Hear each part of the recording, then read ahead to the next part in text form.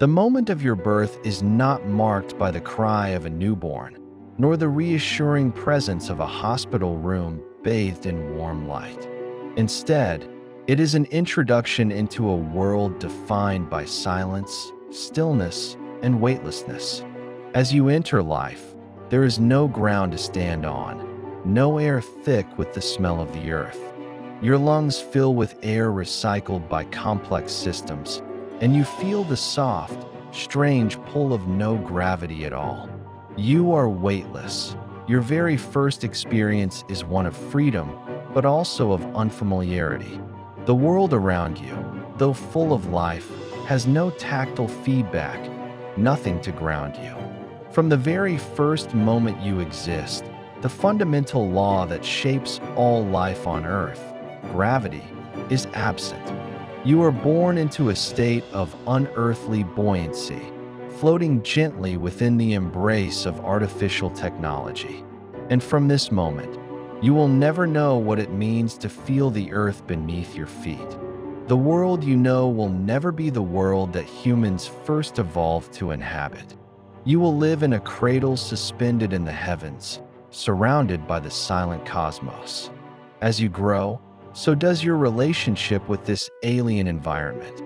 To you, floating is as natural as walking is to an Earth child. There is no need to walk, no need to crawl. You learn to glide. Every step is a delicate push off of a surface, every movement an elegant, controlled drift through space. You are, in a sense, always moving through a dance, where the rhythm of life is not constrained by gravity's pull, but guided by your ability to push against walls and ceilings. In this world, you must adapt. Your muscles will grow weaker because they're not required to fight against gravity. Your bones, too, will lose density. What was once a natural strength, a necessity on Earth, becomes a challenge in space. You must exercise in special ways to maintain your health. But even then, your body will never be the same.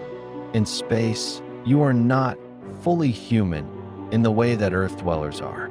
Your experience of what it means to be human is filtered through a new lens, where the basic forces that shape your body have been altered from birth. And yet, you'll never know any different. You will never know what it's like to feel gravity's gentle pull, to stand tall, your feet anchored firmly to the earth. You will never know the deep connection that humans have to their planet, the connection that links us all from the moment of birth. Instead, you will grow in a world that asks you to reimagine what it means to exist, to be human.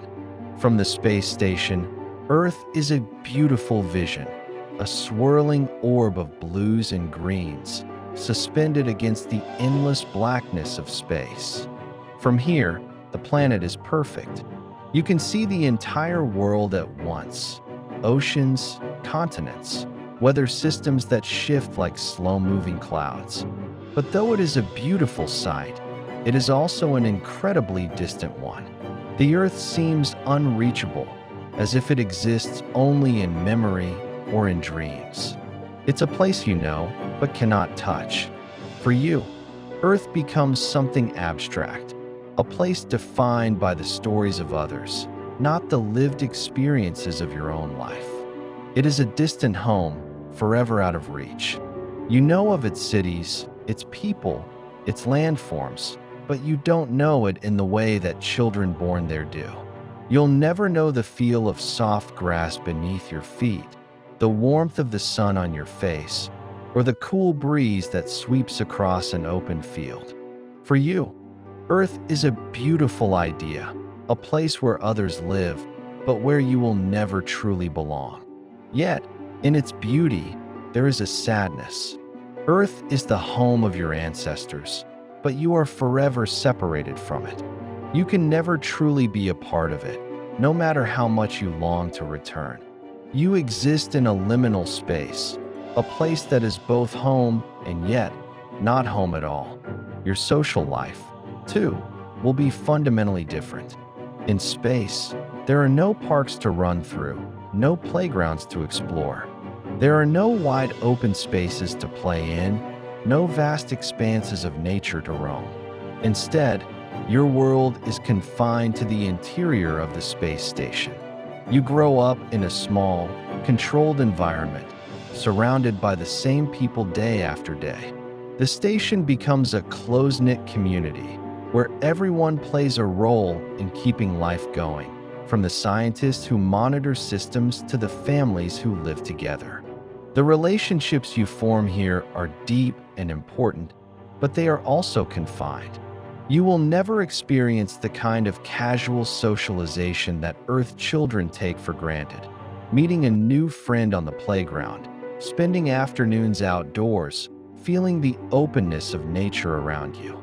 In space, everyone is in the same boat, and the boundaries between people are blurred.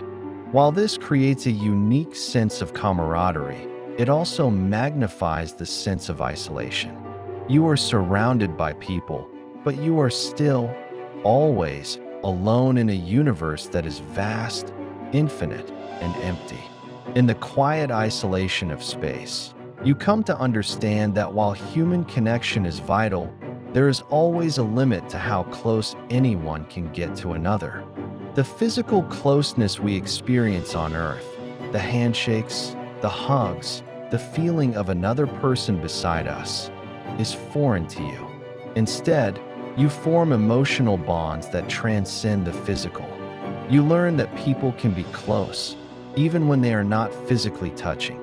But growing up in space comes with its own set of physical and psychological challenges. Your body, for all its adaptability, is not designed for life in a weightless environment. Your bones weaken, your muscles lose strength. And while you may develop other skills, greater agility, a sense of balance that doesn't rely on gravity, there is always the nagging reminder that you are living in a fragile state. Space, after all, is not meant for human life. It is harsh, unyielding, and unforgiving. The very environment that keeps you alive also threatens your existence in ways that you don't fully understand until it is too late. The longer you live here, the more your body betrays you. You cannot escape the toll that the environment takes on you. But it is more than just the physical strain. It is the mental weight of living in isolation, of being disconnected from Earth, from everything that feels grounded, real. In space, your identity becomes fluid, uncertain. You are neither fully a part of Earth's legacy nor fully a part of the future that space represents. You are in between, existing in a place that is both familiar and utterly foreign. You exist in a paradox, a human being whose entire life is shaped by the very absence of what makes humans human. And so the inevitable moment comes. You return to Earth, the very planet that you have looked at from afar, the one you've dreamed of visiting, the one that exists in your mind as both a paradise and a mystery. Now, you will return, but you will do so as a stranger, someone who has never known the warmth of the sun on their skin or the firm pull of gravity beneath their feet. The experience is disorienting. Your body feels heavier. The ground feels solid, unyielding. Your body, so accustomed to floating, now struggles to move. You feel the weight of gravity press on your muscles, your bones, an unfamiliar sensation that is both grounding and suffocating. You will have to learn to walk again. You will have to teach your body to function in ways that it hasn't for years. But even more than that, you will have to reconcile the two worlds within you. The world you were born into, suspended in the heavens, and the world of Earth, full of gravity, life, and history. You will find it difficult to belong in either world. Earth will feel foreign, and space will feel like an unshakable part of you. What does it mean to grow up in space? To be born in a world where gravity is absent, where Earth is a distant, unreachable place. It means you are a product of both the past and the future, caught between two worlds, two realities. You are a child of space, and yet you are not quite fully human. You exist in a space between the stars and the earth, and perhaps, for you, that will always be your home.